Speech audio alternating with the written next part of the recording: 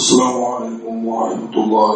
إن الحمد لله نحمده ونستعينه ونستغفره ونعوذ بالله من شرور أنفسنا ومن سيئات أعمالنا. من يهده الله فلا مضل له ومن يضلله فلا هادي له. وأشهد أن لا إله إلا الله وحده لا شريك له وأشهد أن محمدا عبده ورسوله. يا أيها الذين آمنوا اتقوا الله حق تقاته ولا تموتن إلا وأنتم مسلمون. يا أيها الناس اتقوا ربكم الذي خلقكم من نفس واحدة وخلق منها زوجها وبث منهما رجالا كثيرا ونساء واتقوا الله الذي تساءلون به والأرحام إن الله كان عليكم رقيبا. يا أيها الذين آمنوا اتقوا الله وقولوا قولا سديدا يصلح لكم أعمالكم ويغفر لكم ذنوبكم ومن يطع الله ورسوله فقد فاز فوزا عظيما.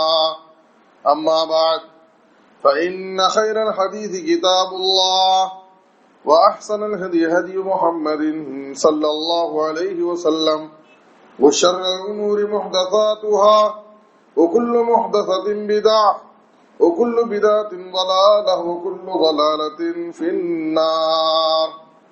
أعوذ بالله من الشيطان الرجيم. بسم الله الرحمن الرحيم.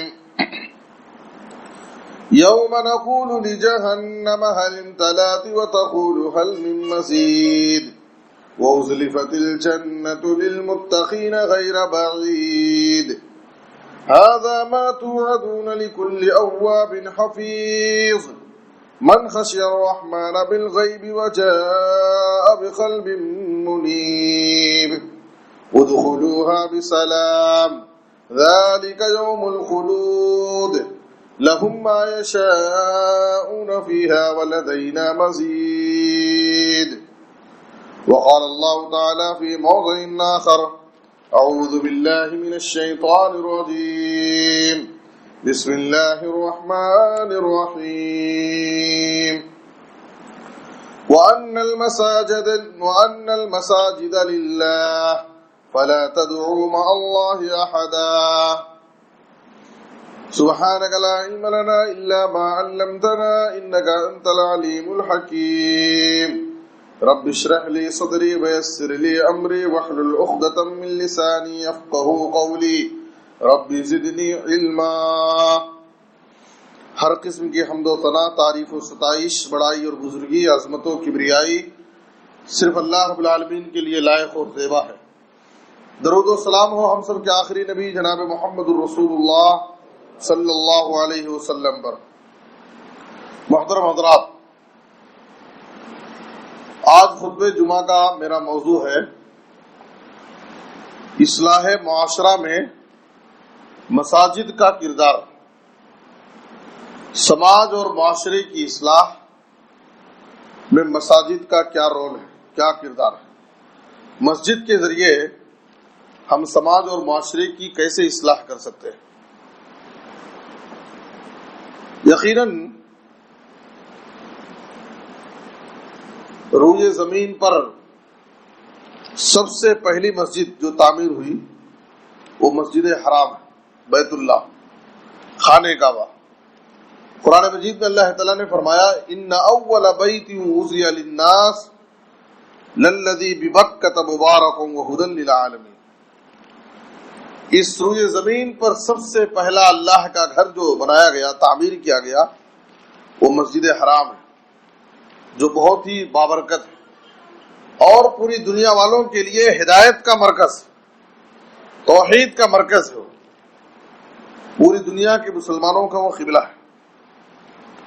دنیا کے بت قدوں میں پہلا وہ گھر خدا کا، ہم اس کے پاسباں ہیں، وہ پاسباں ہمارا.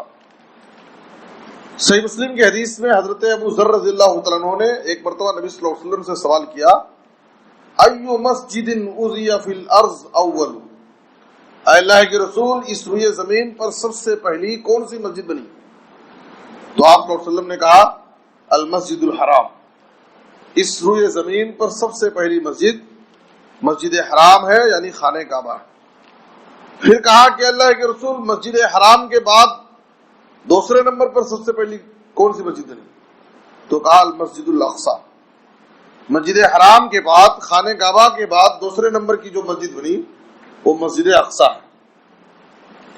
پھر تیسرا سوال کیا اللہ کے رسول مسجد حرام یعنی خانہ کعبہ اور مسجد اقصی دونوں کے درمیان کتنی مدت کا فاصلہ ہے، یعنی خانہ کعبہ کی تعمیر کے کتنے سال کے بعد مسجد اقصی بنی؟ تو نبی صلی اللہ علیہ وسلم نے کہا 40 سنہ، خانہ کعبہ کی تعمیر کے 40 سال کے بعد مسجد اقصی کی تعمیر۔ تو معلوم کیا ہوا کہ سب سے پہلی مسجد اس زمین پر خانہ کعبہ ہے، دوسرے نمبر پر مسجد اقصی ہے، اور خانہ کعبہ کی تعمیر کے 40 سال کے بعد مسجد اقصی کی تعمیر ہے۔ اس کے بعد پھر مسجدوں کی تعمیر کا سلسلہ شروع ہو گیا۔ آپ صلی اللہ علیہ وسلم مکہ سے مدینہ ہجرت کیے۔ ہجرت کرنے کے بعد آپ کو معلوم ہے کہ آپ صلی اللہ علیہ وسلم جب مدینہ میں داخل ہونے سے پہلے قباء میں ٹھہرے۔ قباء میں آپ صلی اللہ علیہ وسلم نے پہنچنے کے بعد ایک مسجد تعمیر کی جس کو مسجد قباء کہتے ہیں۔ جو بھی حاجی بیت اللہ کی زیارت کے لیے جاتے ہیں، مدینہ جاتے ہیں، تو مدینے کی مشروع زیارتوں میں مسجد قباء بھی، مسجد قباء جانا۔ آپ صلی اللہ علیہ وسلم مسجد قباء جاتے تھے اور وہاں جا کر کے 2 رکعت نماز پڑھتے تھے، اور کہا گیا کہ جو شخص مسجد قباء باوضو ہو کر کے اپنے گھر سے نکلے مسجد قباء جائے اور 2 رکعت نماز پڑھے تو آپ صلی اللہ علیہ وسلم نے کہا کہ اسے عمرے کا ثواب ملے۔ تو اسی لیے مدینہ جو بھی احباب جاتے ہیں، مدینہ جانے کے بعد مسجد قباء وہاں سے بالکل قریب ہے، اور سواری کی بھی سہولتیں ہیں۔ جو لوگ نئے ہوتے ہیں ان کو نہیں معلوم رہتا ہے تو سواری سے گئے تو اچھا ہے، واپسی میں اگر چاہے تو پیدل آ سکتے ہیں، لوگوں کے آنے جانے کا سلسلہ شروع رہتا ہے۔ تو آپ صلی اللہ علیہ وسلم نے کہا کہ باوضو ہو کر کے اگر کوئی شخص مسجد قباء میں جا کر کے 2 رکعت نماز پڑھے تو اس کو عمرے کا ثواب ملے۔ تو آپ صلی اللہ علیہ وسلم ہجرت کر کے مکہ سے مدینہ جا رہے ہیں، بے سہارا ہے، لیکن قباء میں ٹھہرے تو ایک مسجد بنائی، مسجد قباء۔ مدینہ میں گئے، آپ صلی اللہ علیہ وسلم ہیں اور آپ کے ساتھ آپ کے صحابہ ہیں، مہاجرین صحابہ۔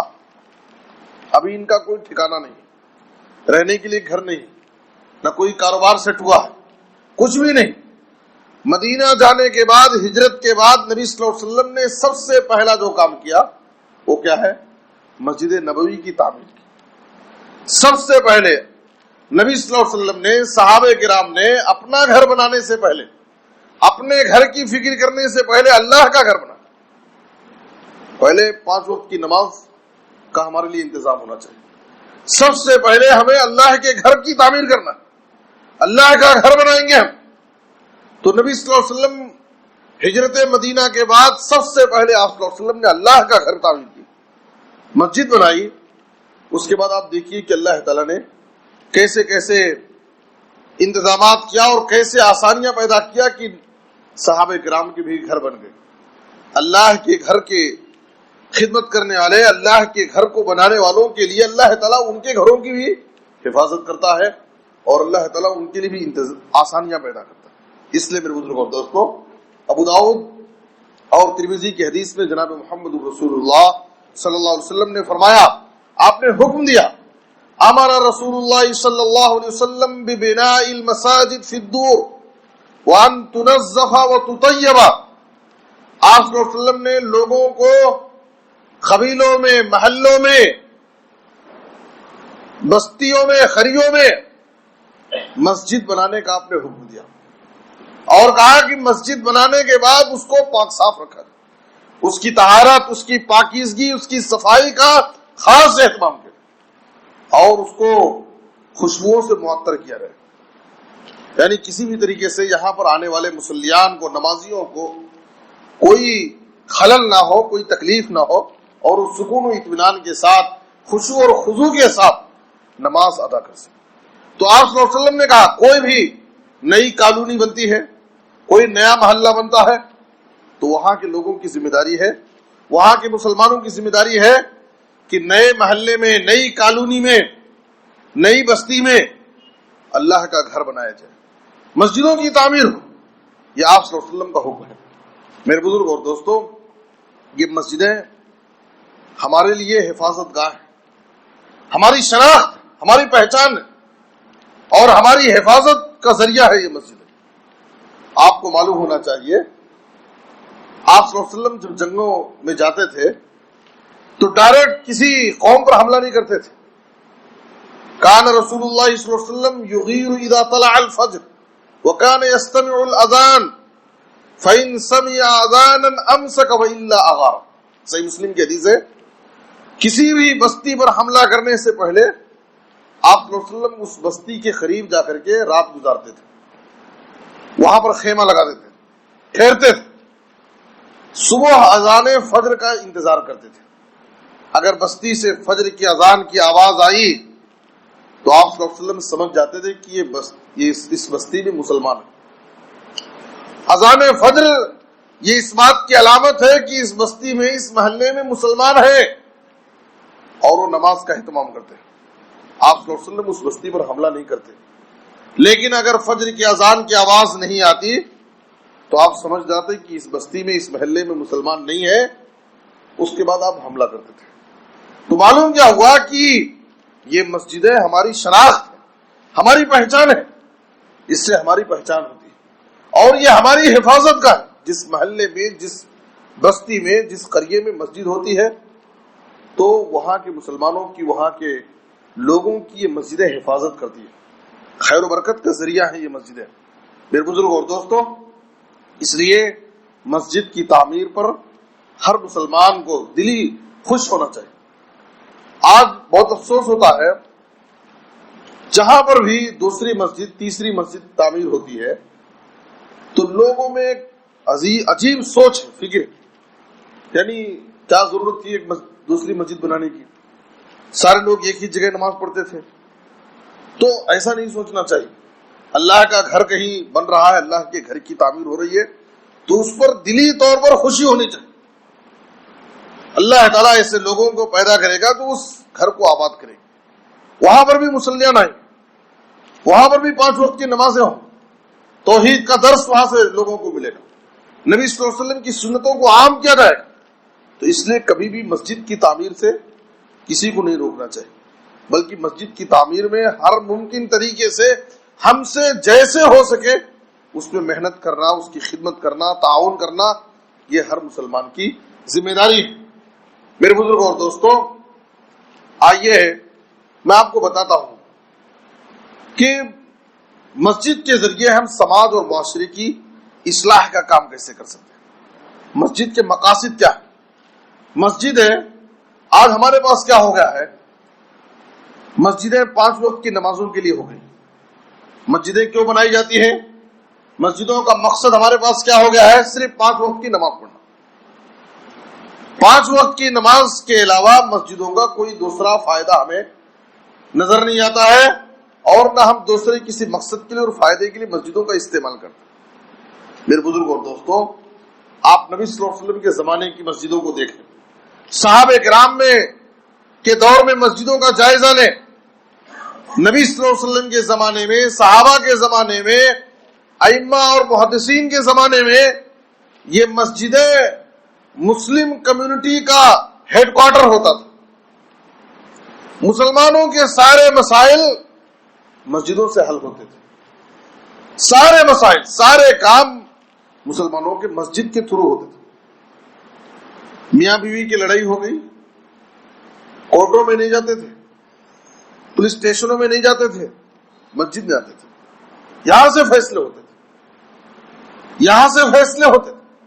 میاں بیوی کو صلح کرانا، ان کے درمیان ان کو ملانا، 2 خاندان کے درمیان لڑائی ہو گئی، مہمان آئے ہیں، جماعت وفد آئی ہے کسی شہر سے، لوگ آئے ہیں تو ان کو ٹھہرانا، ان کا استقبال کرنا، ہر طریقے سے مدرسہ ایک بہت بڑا مسجد ایک مدرسہ نبی صلی اللہ علیہ وسلم کے زمانے.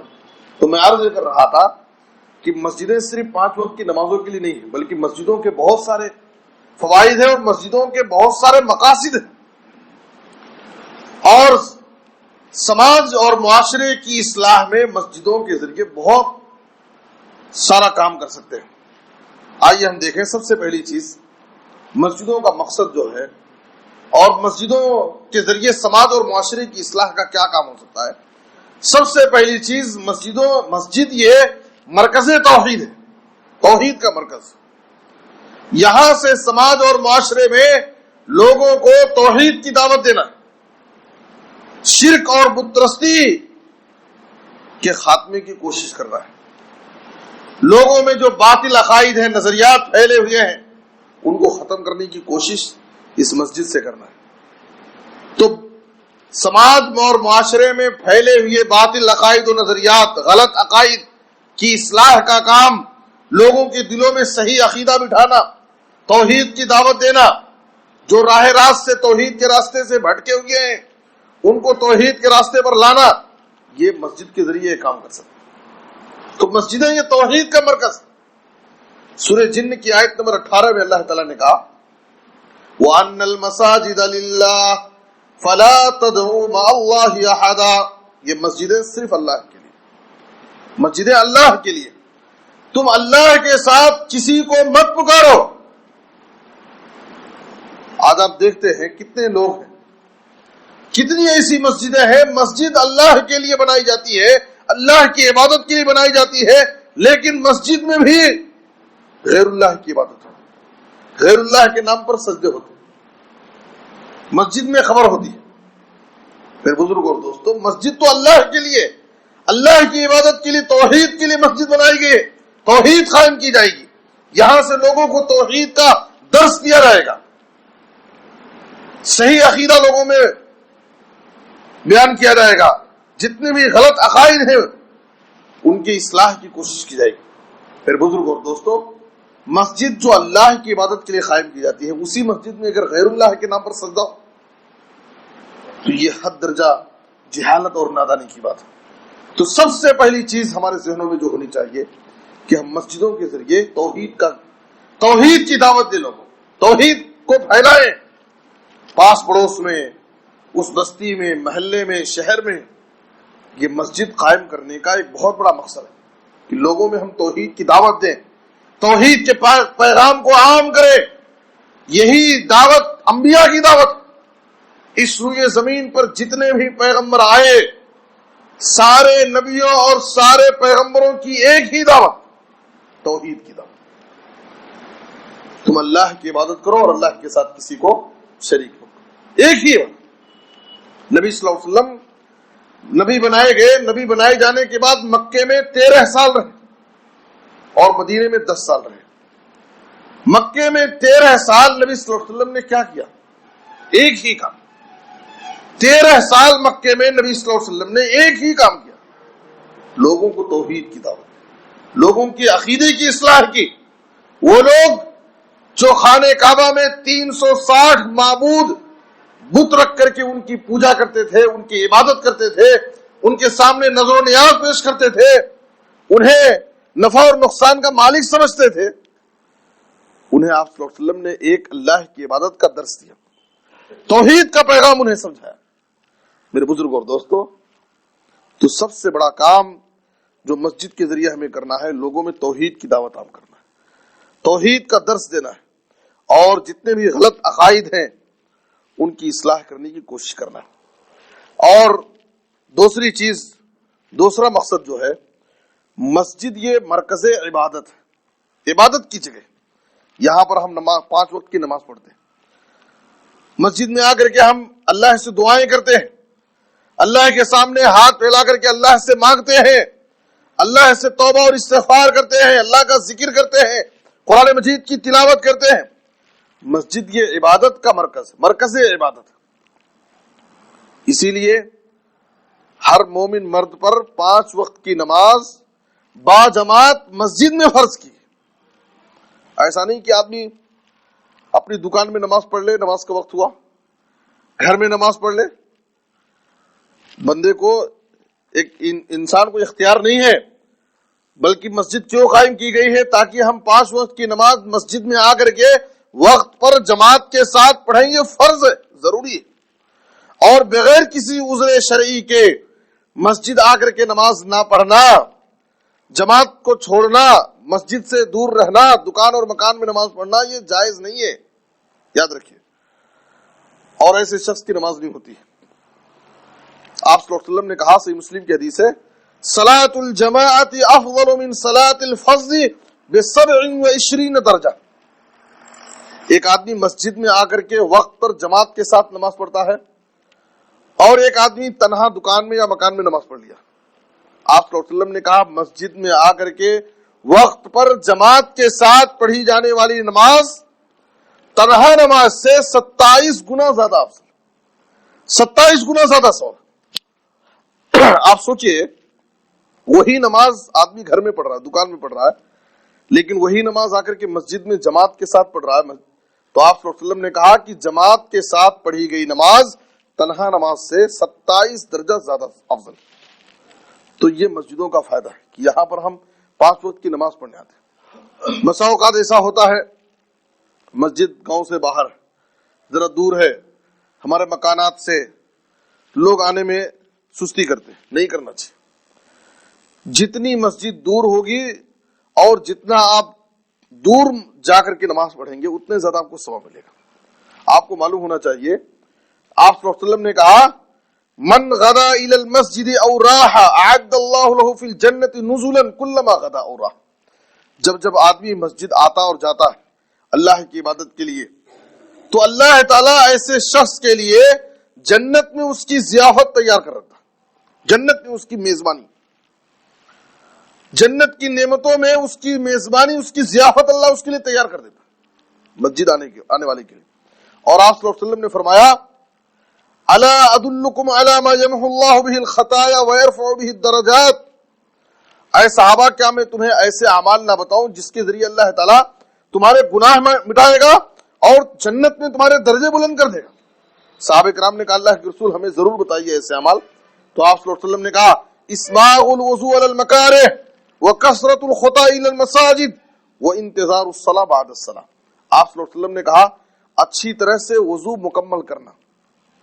دوسری چیز آپ صلی اللہ علیہ وسلم نے کہا زیادہ قدم چل کر کے مسجدوں کو جانا. جتنا ہم قدم مسجدوں کے لیے چل کر کے آتے ہیں، ہمارے ہر قدم پر اللہ تعالیٰ ہمارے گناہ مٹاتا ہے اور ہمارے ہر قدم پر ہمارے درجے بلند کرتا ہے، نیکیاں لکھی جاتی ہیں.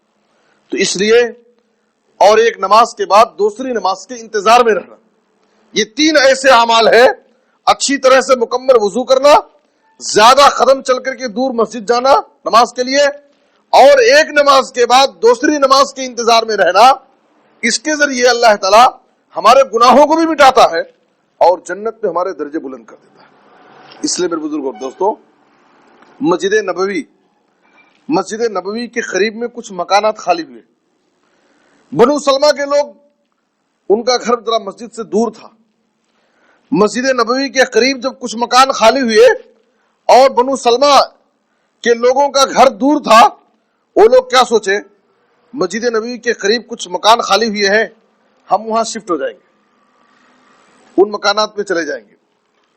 وہ لوگ دور والا گھر چھوڑ کر کے مسجد نبوی کے قریب میں آنا چاہے.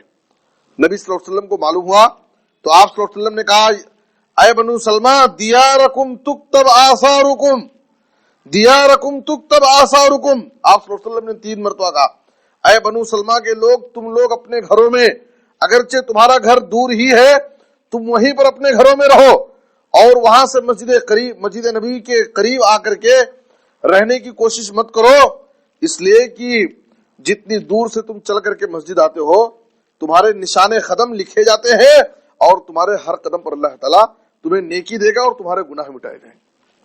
تو مسجد اگر دور ہے تو عبادت کے لیے، نمازوں کے لیے آنے میں سستی ہمیں نہیں ہونا چاہیے. ابی بن کعب کہتے ہیں صحیح مسلم کی حدیث میں کہ مسجد نبوی میں ایک شخص ایسا تھا جس کا گھر سب سے زیادہ دور تھا، مسجد کے بالکل مدینے میں سب سے کنارے اس کا گھر تھا، لیکن سب سے کنارے اس کا دور گھر تھا، لیکن سب سے زیادہ نماز کا وہی پابند انسان تھا. کہتے ہیں کہ میں نہیں جانتا کہ وہ شخص کبھی بھی کسی بھی نماز میں وہ پیچھے رہتا، ہر نماز میں وہ آگے رہتا تھا. کوئی بھی نماز نہیں چکاتا تھا. اس کی اتنے دور سے چل کر کے آتا تھا. مجھے اس پر رحم آیا اور میں نے ایک دن اس سے مشورہ دیا. میں نے کہا لو اشتریت حمارا ترکبہ فی الظلماء وفی الرمضاء، تم ایک گدھے کی سواری، اس زمانے میں گدھے کی سواری، گھوڑے کی سواری، اونٹوں کی سواریاں ہوتی تھی، تو کہا کہ بہت قیمتی سواری اگر نہ صحیح گدھے کی سواری تم خرید لو اور اس پر سوار ہو کر کے تم آیا جایا کرو. اس لیے کہ راتوں میں آتے ہو عشاء کی نماز پڑھنے، فجر میں آنا پڑتا ہے تاریکی میں، اور گرمی کے موسم میں سخت دھوپ میں تم کو اتنے دور سے آنا پڑتا ہے، تو اس لیے ایک سواری خرید لیے تو تمہارے لیے آسانی ہو جاتی. تو اس آدمی نے کیا کہا، میں سواری نہیں خریدنا چاہتا، میں چاہتا ہوں کہ جتنی دور سے میں چل کر کے مسجد جاؤں گا اللہ تعالیٰ میرے ہر قدم پر مجھے نیکی دے، میں اللہ تعالیٰ سے ثواب کی امید رکھتا ہوں. جب نبی صلی اللہ علیہ وسلم کو اس کا یہ جذبہ بتایا گیا کہ یہ آدمی سب سے دور سے چل کر کے نمازوں میں آتا ہے اور یہ چاہتا ہے کہ میرے ہر قدم پر مجھے ثواب ملے، تو آپ صلی اللہ علیہ وسلم نے کہا قد جمع اللہ لک ذلک کلہ، اللہ تعالیٰ نے یہ تمام چیزیں تیرے لیے جمع کر دی. یعنی جب تیرا جذبہ ہے، تیرا ارادہ یہ ہے کہ اللہ تعالیٰ مجھے ہر قدم پر ثواب دے، تو اللہ تعالیٰ ضرور تیری اس نیک نیتی کی وجہ سے تجھے ہر قدم پر ثواب لکھے گا. تو اس لیے میرے بزرگ اور دوستو، مسجدیں یہ مرکز عبادت ہے.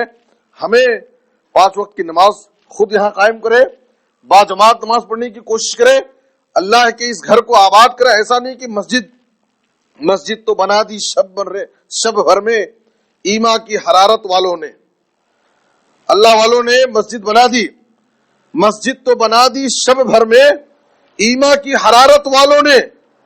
من اپنا پرانا پاپی ہے برسوں میں نمازی بن نہ سکا. آج اللہ کے بندے مسجدیں تعمیر کر دے رہے ہیں، لیکن کتنی ایسی مسجدیں ہیں جو نمازیوں کا شکوہ کر رہے ہیں، مسجدیں خالی ہیں، ویران ہیں، مصلیان نہیں ہیں. تو مسجد بنانے کے بعد مسجد کو تعمیر کرنا، مسجد کو آباد کرنا اور اس میں نمازیں قائم کرنا، اللہ کی عبادت سے مسجدوں کو منور کرنا، اس میں اللہ کا ذکر ہونا، یہ مسجد کا بہت بڑا حق ہے. اس لیے ہمیں اس مسجد کو اللہ کی عبادت سے، اللہ کے ذکر سے، قرآن مجید کی تلاوت سے اللہ کی اس گھر کو ہمیشہ آباد رکھنا چاہیے. خود ہم نمازیں قائم کریں اور جو بھی آس پڑوس میں لوگ ہیں ہم ان کو بھی دعوت دیں اور ان کو مسجد سے قریب کرنے کی کوشش کریں. یہ ہم سب کی ذمہ داری ہے. اور مسجد کا ایک تیسرا مقصد کیا ہے کہ 5 وقتہ نمازوں کے ساتھ، اللہ کی عبادت کے ساتھ مسجد مدرسہ بھی ہے. مدرسہ کوئی الگ چیز نہیں ہے. آج کے زمانے میں آپ کو مدرسے الگ دکھائی دیتے ہیں، مسجد الگ، مدرسہ الگ. نبی صلی اللہ علیہ وسلم کے زمانے میں، صحابہ کے زمانے میں، ائمہ کے زمانے میں، محدثین کے زمانے میں الگ سے مدرسے نہیں تھے. مدرسوں کی کوئی الگ سے بلڈنگ نہیں ہوتی تھی، مسجد ہی مدرسہ ہوتا تھا. جتنے بھی بڑے بڑے محدثین اور ائمہ کے آپ نام سنتے ہیں وہ کہاں پڑھے، کس مدرسے میں جا کر کے پڑھے؟ امام بخاری رحمۃ اللہ علیہ کس مدرسے کے فارغ ہیں؟ کسی بھی مدرسے میں پڑھے نہیں. اس زمانے میں مدرسے تھے ہی نہیں.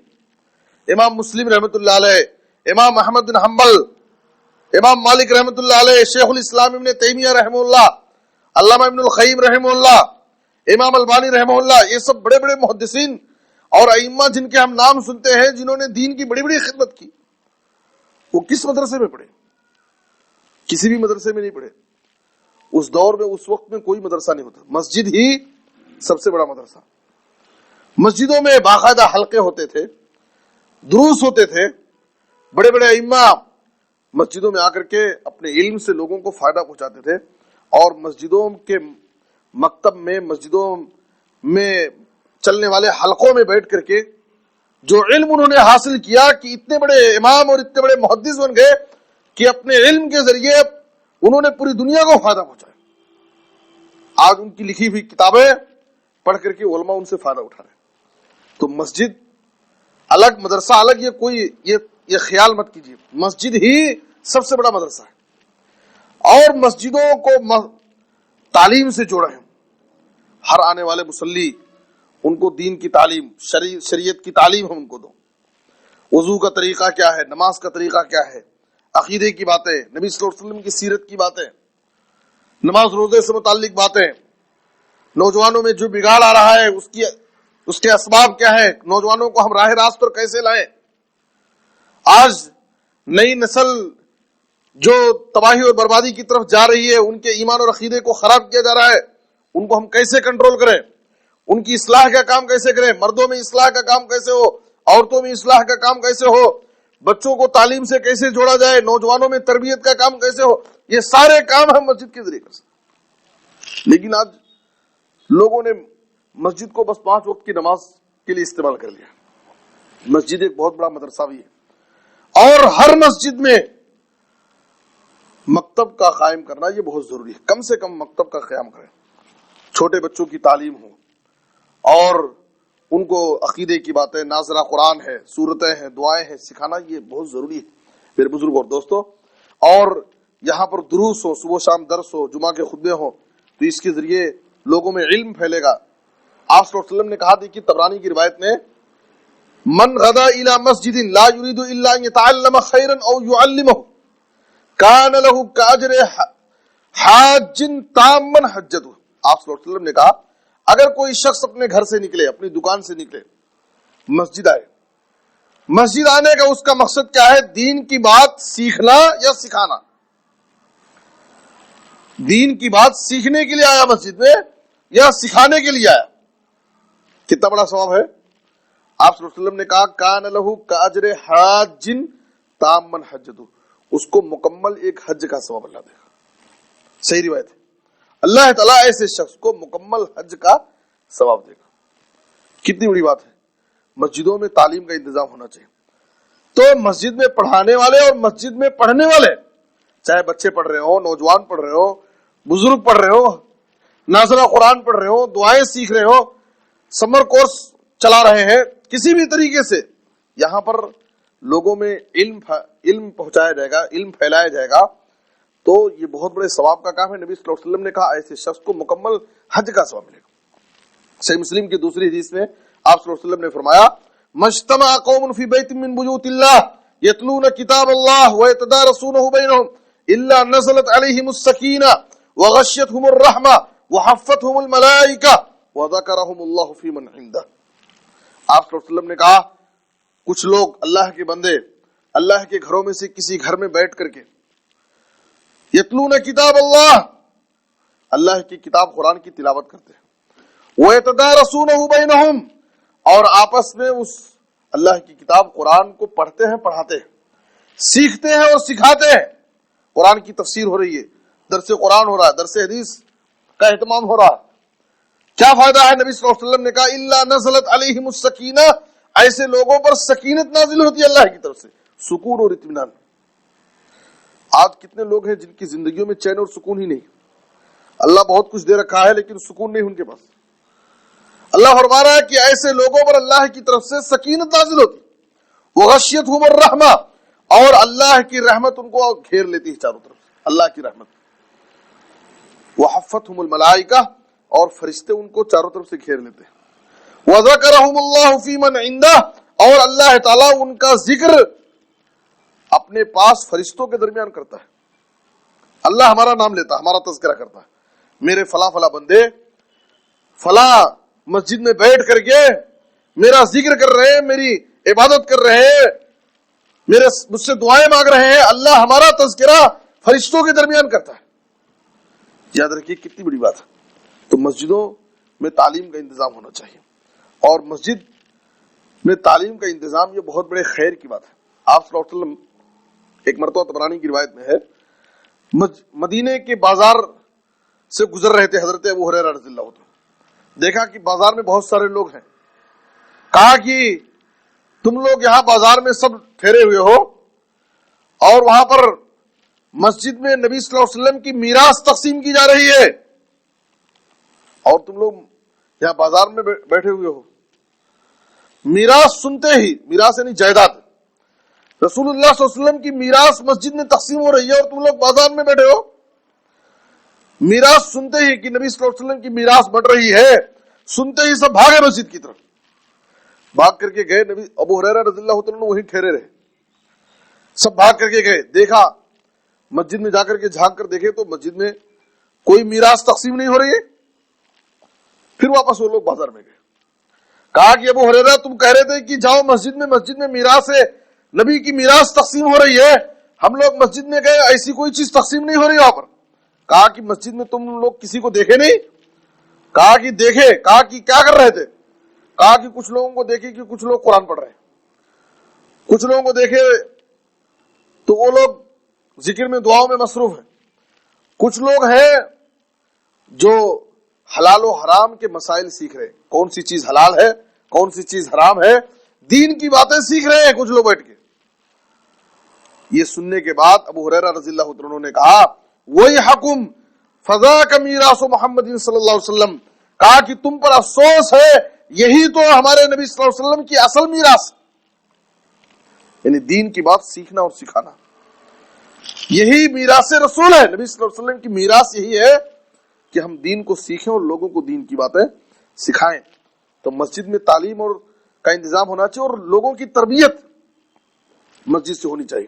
آپ کو معلوم ہونا چاہیے مسجد نبوی میں کہ ایک کونے میں آ کر کے ایک دیہات کا رہنے والا آ کر کے پیشاب کرنا شروع کر دیا.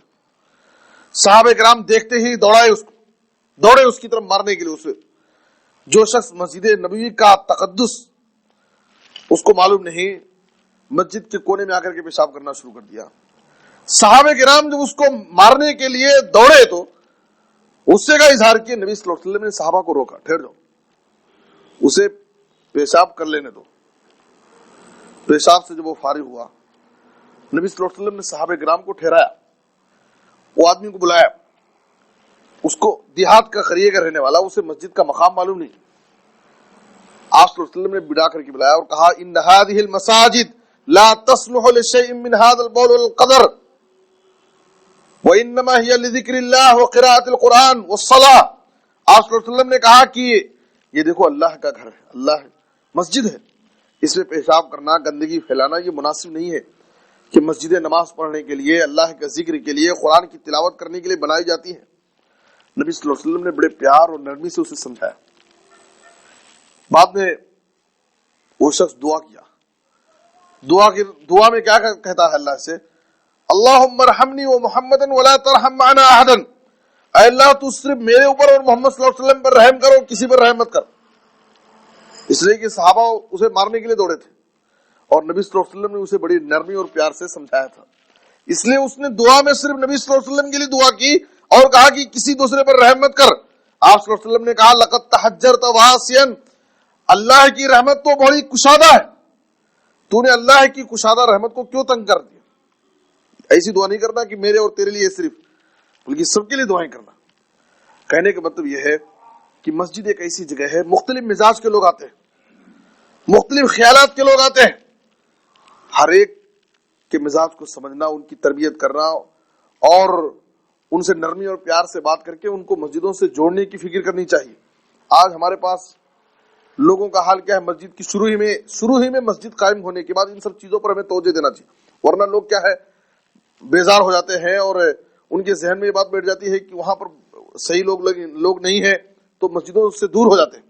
تو لوگوں کو مسجد سے قریب کرنے کی کوشش کرنا چاہیے, ہماری فکر ہونی چاہیے. اور آج ہمارا حال کیا ہے, مسجد میں کوئی نیا آدمی آیا غیر جماعتی ہے تو سارے لوگ یہاں پر ہاتھ بن کر کے نماز شروع کر دیا, سارے لوگ اس کو گھور کر کے دیکھتے ہیں کون آ گیا کہاں سے. ایسا نہیں ہونا چاہیے. کوئی بھی آئے مسلمان بندہ آ کر کے اللہ کے گھر میں, اللہ کا گھر یہ سارے لوگوں کے لیے, کوئی بھی آ کر کے نماز پڑھے اللہ کا ذکر کرتا ہے تو ہمیں اس سے پیار سے نرمی اور محبت سے سب کو قریب کرنے کی کوشش کرنا چاہیے. آپ صلی اللہ علیہ وسلم نے دیکھیے مسجد نبوی کا مقام کیا ہے, پیشاب کر رہا تھا آدمی, نبی صلی اللہ علیہ وسلم نے غصہ نہیں کیا, پیار سے بلایا.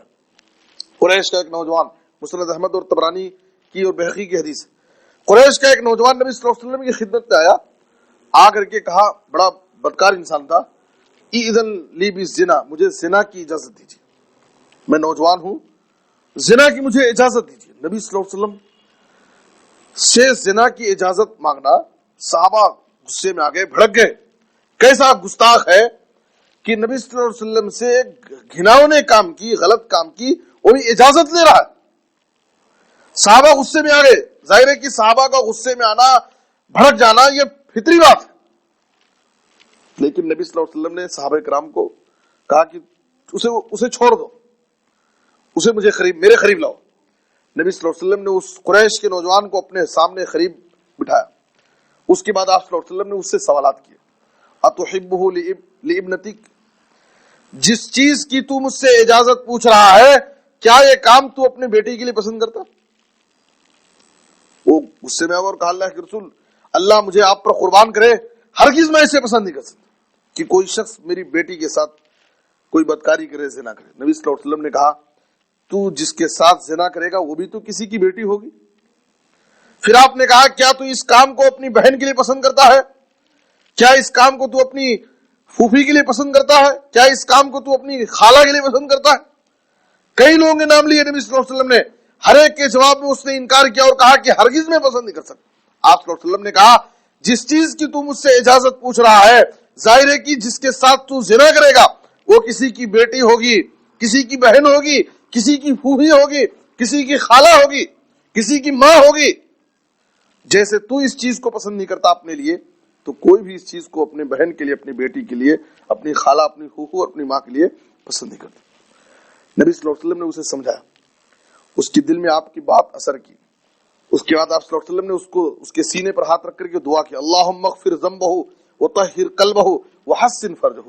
اے اللہ تو اس کے گناہوں کو معاف کر دے، اس کے دل کو اے اللہ پاک کر دے گناہوں سے، اور اے اللہ تو اسے اپنی شرمگاہ کی، اپنی عزت و آبرو کی حفاظت کرنے کی اللہ توفیق دے. حدیث میں ہے کہ آپ صلی اللہ علیہ وسلم کی اس تربیت اور آپ کی اس دعاؤں کا اتنا بڑا فائدہ ہوا، اس نے اپنی زندگی میں کبھی بھی کوئی غلط کام نہیں کیا. کسی لڑکی کی طرف، کسی اجنبی عورت کی طرف نظر اٹھا کے اس نے نہیں دیکھا. تو لوگوں کی ہمیں تربیت کرنا ہے. لوگوں کو پہلے ہم قریب کرنے کی کوشش کریں، قریب کر کے ان کو سمجھائیں، ان کو جوڑنے کی کوشش کریں، ان کی ہم تربیت کریں. تو مسجدوں کا ایک بہت بڑا مقصد یہ ہے کہ تعلیم اور تربیت، مسجدوں کے ذریعے تعلیم و تربیت کا کام. اسی طریقے سے میرے بزرگ اور دوستو، ان مسجدوں کے ذریعے ہم دعوت و تبلیغ کا کام کریں، لوگوں کو اللہ کی طرف بلائیں اور برائی سے روکنے کی کوشش کریں. خود نماز پڑھیں، لوگوں کو بھی نماز کی طرف دعوت دیں. خود گناہوں سے رکیں، دوسروں کو بھی گناہوں سے، برائیوں سے روکنے کی کوشش کریں. دعوت و تبلیغ کا کام ہم مسجد سے کریں. اور اسی طریقے سے خدمت خلق، رفاہی کام، پاس پڑوس میں ہمارے مسلیان میں کوئی غریب آدمی ہے، مجبور ہے، پریشان حال ہے، اس کی مدد کرنا مسجد کے ذریعے. آج کے اس دور میں جبکہ غیروں کے دلوں میں مسجدوں کے بارے میں، مدرسوں کے بارے میں ایک نفرت ہے، بدگمانیاں ہیں، یہ لوگ مسجدوں میں کیا کرتے ہیں. مسجد کے ذریعے ہم رفاہی کام کریں. گرمی کا موسم ہے تو مسجد کے باہر لوگوں کے لیے پانی ٹھنڈے پانی کا انتظام کرتے ہیں. لوگ کیا سمجھیں گے مسجد والے بڑے اچھے لوگ ہوتے ہیں، گزرنے والوں کے لیے بھی ٹھنڈے پانی کا انتظام کیے. اس طرح سے رفاہی کام، مجبوروں کی مدد کرنا، غریبوں کی مدد کرنا، مسافروں کے لیے ٹھہرنے کا انتظام کرنا، ان کے لیے پانی کا انتظام کرنا، یہ ساری چیزیں ہم مسجدوں سے کریں تاکہ لوگوں کے دلوں میں مسجد کی محبت اور مسجد سے جڑنے کا، مسجد سے قریب ہونے کا ان کے دل میں جذبہ پیدا ہو. اور ایک آخری بات کہ مسجد میں ہم 5 وقت کی نماز کے لیے آتے ہیں تو مسجد یہ باہم تعارف کا ایک ذریعہ ہے. ہم ایک دوسرے کی خیر و عافیت معلوم کریں، ایک دوسرے کو جاننے کی کوشش کریں. آج ہمارا حال کیا ہے، مسجدوں میں 10 سال سے وہ ہمارے پیچھے نماز پڑھ رہا ہے، ہماری مسجد میں نماز پڑھنے آتا، لیکن ہمارا حال کیا ہے، ہمیں ان کے نام بھی معلوم نہیں رہتے. 10 سال گزر جاتا ہے، 5 سال سے 10 سال سے ہمارے ساتھ ہماری مسجد میں آدمی نماز پڑھ رہا ہے، لیکن مسجد کے سارے مصلیوں کا صحیح نام بھی ہمیں معلوم نہیں رہتا. کسی کے جنازے کا اعلان ہوتا ہے، بھئی فلاں آدمی کی موت ہو گئی ہے، ان کے نماز جنازہ ہے، تو لوگ کیا بولتے ہیں، کون عبداللہ؟ وہی جو موٹے سے تھے، وہ جو گڈھے سے تھے، وہ جو کالے سے تھے، ایسا لوگ پوچھتے ہیں. یعنی لوگوں کو ان کے نام معلوم نہیں. ہماری مسجد میں جو لوگ بھی نماز پڑھنے آتے ہیں، ہمارے آس پڑوس میں رہتے ہیں، سب کا ہمیں تعارف ہونا چاہیے. کون ہے، اس کا کاروبار کیا ہے، کیا کام کرتا ہے، اس کی کیا مجبوری ہے.